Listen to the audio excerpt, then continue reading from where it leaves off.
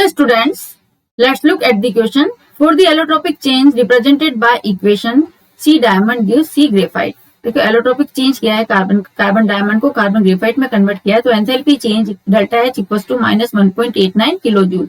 Enthalpy change this reaction के लिए -1.89 kilo joule. If 6 gram of diamond and 6 gram of graphite are separately burned to yield carbon dioxide, 6 gram diamond और 6 ग्राम graphite को अलग अलग burn किया तो मिला हमको कार्बन डाइऑक्साइड. तो heat liberated in the first cases, हमें बताना है कि फर्स्ट केस पे जो हीट लिबरेटेड होगी वो option A less than in second case by 1.89 kilo joule, option B more than in second case by 1.89 kilo joule, option C less than in second case by 11.34 kilo joule, and option D more than in the second case by 0.945 kilo joule. तो देखिए पहले हम reaction लिखते हैं हमारी.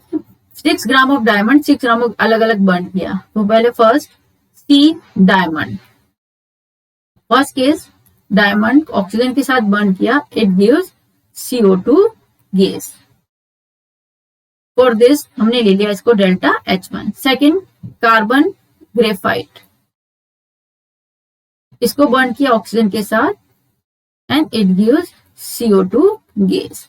And here this is delta H2. हमें जो value दे रखी है कार्बन डायमंड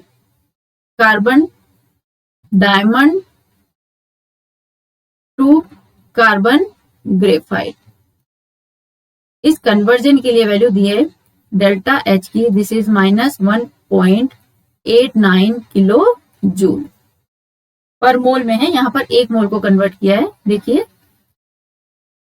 नाउ अगर हम करें रिएक्शन 1 माइनस रिएक्शन 2, हमने किया रिएक्शन 1 माइनस रिएक्शन 2, तो देखिए carbon diamond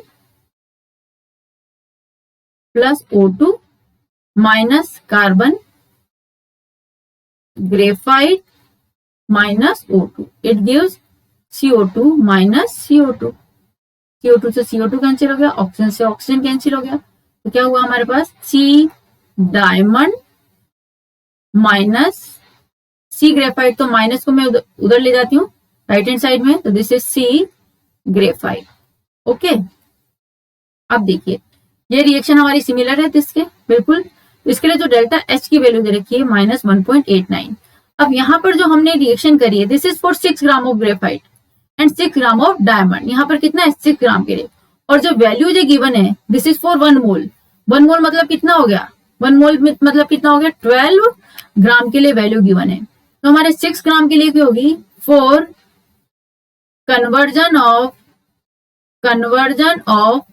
6 gram this is equals to delta H equals to -1.89 upon 2 kilo joule. इसके लिए वैल्यू कितनी हो गई -1.89. It means we can say that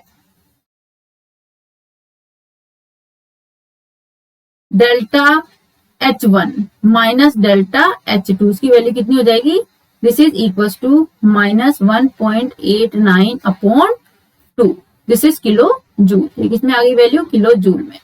तो देखिए हमसे जो पूछा गया है less than in second case by 1 point, इसको जब हम सॉल्व करेंगे this is equals to -0.945 kilo joule. ये वैल्यू है delta H1 minus delta H2, H1 minus delta H2. तो देखिए फर्स्ट रॉन्ग हो गया. More than in second case by 1.89, this is wrong. Less than in second it is wrong. More than in second case by 0.945. देखिए first case जो हो गया delta H1 किससे ज्यादा हो गया, डेल्टा H1 डेल्टा H2 से more than -0.945 kilo joule. It means option D को हम सही कह सकते हैं.